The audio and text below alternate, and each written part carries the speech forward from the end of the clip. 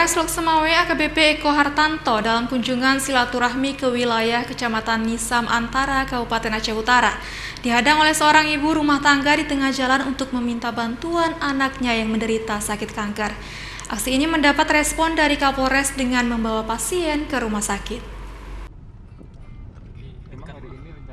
Dalam kunjungan kerja Kapolres Loksemawe AKBP Eko Hartanto ke wilayah Kecamatan Nisam Antara, Kabupaten Aceh Utara, wilayah hukum Polres Loksemawe, seorang ibu rumah tangga nekat menemui Kapolres di tengah jalan meminta bantuan untuk pengobatan anaknya.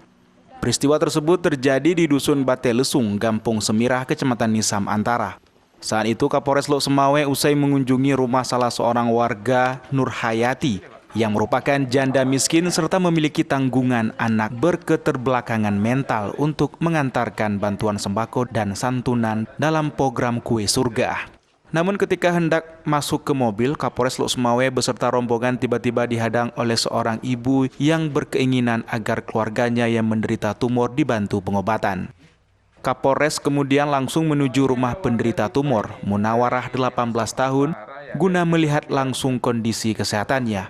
Selanjutnya Kapolres menelpon kepala puskesmas setempat untuk menghadirkan mobil ambulan dan ikut mengawal penderita tumor ini dibawa ke Rumah Sakit Arun Loksemawe. Munawarah tiba di rumah sakit langsung ditangani dengan pengawasan dari direktur rumah sakit tersebut. Dari Loksemawe, Armia Jamil, iNews melaporkan.